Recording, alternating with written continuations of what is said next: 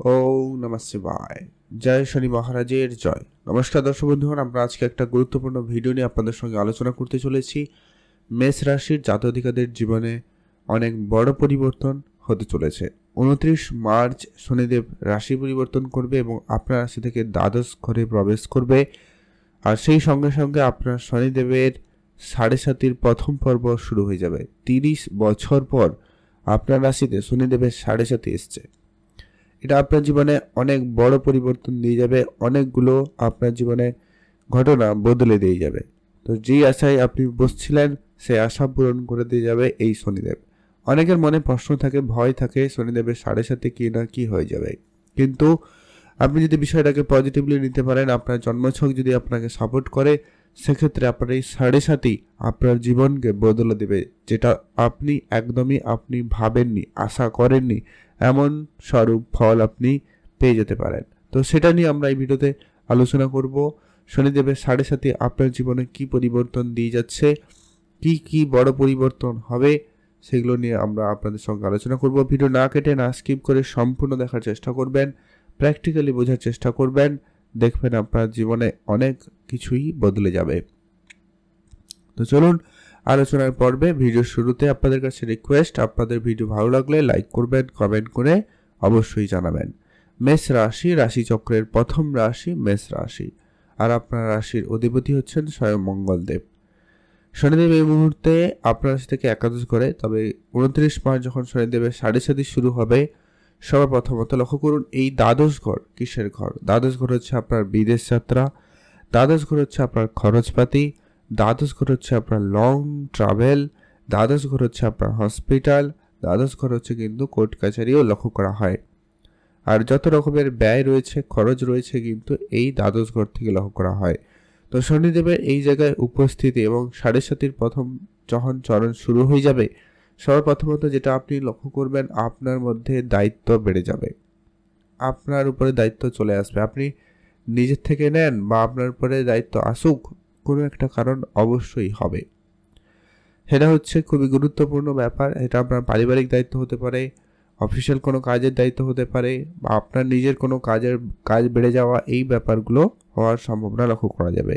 যারা বাড়িতে ছিলেন, সুখ সুবিধা গ্রহণ করছিলেন কিন্তু কোনো কাজকর্ম করছিলেন না, সেক্ষেত্রে শনিদেবের 7.5 চালু হওয়ার সঙ্গে সঙ্গে আগামী 7.5 বছরের জন্য অন্তত আপনাকে পরিশ্রম দিয়ে যাবে এবং আপনি নতুন কিছু কাজে অগ্রগতি করবেনই করবেন। দ্বিতীয় পরবর্তীটা, যারা বাড়িতে ছিলেন বা বিদেশ যাত্রার চেষ্টা করছিলেন, তাদের ক্ষেত্রে শনিদেবের 7.5 বিদেশ যাত্রার যোগাযোগ করাবে, বাড়ি থেকে দূরে নিয়ে যাবে, এরকম একটা ব্যাপার আপনাদের সঙ্গে ঘটাতে চলেছে। মেডিকেল সেক্টরে আপনার কিছু খরচপাতি বাড়িয়ে দিতে পারে, সম্ভাবনা অত্যন্ত বেশি রয়েছে। আর আপনার হিসাবের বাইরে খরচপাতি আপনার বাড়িয়ে দেবে, গোপন শত্রু আপনাকে বৃদ্ধি করাতে পারে। তো এই বিষয়গুলো আপনারা একটু দেখে চলবেন। কোনো কাজে আপনারা তাড়াহুড়ো করবেন না। যা ডিসিশন নেওয়া রয়েছে আপনারা অবশ্যই ধীরে সুস্থে ভেবে চিন্তে নেবেন, ফল ভালো হবে। শনিদেবের 7.5 পারে আপনাকে গরিব থেকে একবারে রাজা বানাতে, ফকির থেকে একবারে রাজা। আবার যদি আপনার জন্মছকে শনিদেব খারাপ হয়, নীচ হয়, তাহলে কিন্তু আপনাকে রাজা থেকেও কিন্তু ফকির বানিয়ে দিতে পারে। তো সবার আগে আপনি আপনার জন্মছকটা দেখে নেবেন, সেখানে আপনার শনিদেবের উপস্থিতি কেমন, শত্রু ঘরে নেই তো, নীচ অবস্থায় নেই তো, বা পাপকাত্রী হয়ে অবস্থায় নেই তো, সেক্ষেত্রে কিন্তু আপনাকে শনিদেবের এই 7.5 একটু বেশি সমস্যা দিতে পারে, বেশি কষ্ট দিতে পারে, বেশি আপনাকে দিয়ে পরিশ্রম করাতে পারে। আর যদি আপনার জন্মছকে শনি পজিটিভ হয়, তাহলে কিন্তু আপনি শ্রেষ্ঠ স্থান অধিকার করবেন, আপনি আপনার জায়গায় সফলতা অর্জন করবেন। এটা কিন্তু প্রবল যোগ তৈরি করছে। এর পরবর্তী যেটা গুরুত্বপূর্ণ, যিনারা কোনো বিদেশি কোম্পানিতে কাজ করার চেষ্টা করছিলেন, তাদের ক্ষেত্রে সুযোগটা তৈরি হয়ে যাবে। অনেক চেষ্টা করেছেন কিন্তু হয়নি, সেটা এবারে হবেই হবে। আপনার চাকরি বাকরির জায়গায় সুযোগ তৈরি হবে। চাকরির ক্ষেত্রে আপনাদের একটু পরিশ্রম বাড়িয়ে দিন, সফলতা আসার সম্ভাবনা বেশি লক্ষ্য করা যাবে। আর্থিক অবস্থার উন্নতি ঘটবে, আর্থিক জায়গায় আপনার ব্যাংক ব্যালেন্স বৃদ্ধি ঘটাবে, কারণ শনিদেবের দৃষ্টি রয়েছে দ্বিতীয় ঘরে। তবে হ্যাঁ, সেখানে এই দ্বিতীয় ঘর থেকে কিন্তু আপনার কথা বলাটাও দেখা হয়, কিন্তু এই কথা বলাটা আপনার মধ্যে কন্ট্রোলে নাও থাকতে পারে। মানে হচ্ছে কি, আপনি কি বলতে কি বলে ফেলবেন, যেখানে যেটা বলার উচিত নয় সেরকম জায়গায় কিছু বলে ফেলতে পারেন। অল্পতেই আপনি আপনার মুখ মুখ থেকে কোনো কিছু বলে ফেলবেন। এই ব্যাপারগুলোকে আপনাকে বিশেষভাবে গুরুত্ব রাখতে হবে সাথে চলাকালীন। বিশেষ করে এই প্রথম চরণ তো আপনাকে বিশেষভাবে ধ্যান রাখতেই হবে, না হলে এটাই হবে আপনাদের ঝগড়া অশান্তির মূল কারণ। তো বুঝে চলবেন। রাজনীতি কেরিয়ার থেকে আপনারা নিজেকে একবারে দূরে রাখবেন। আপনাদের মধ্যে একটু ওভার থিঙ্কিং প্রসেসটা বেশি কাজ করে যেতে পারে, কারণ চন্দ্রের কাছাকাছি যখন শনিদেব থাকে তো আপনার মানসিক দিক দিয়ে আপনাকে একটু চঞ্চল করাতে পারে, কনফিউশন মানে অনেক তৈরি করতে পারে।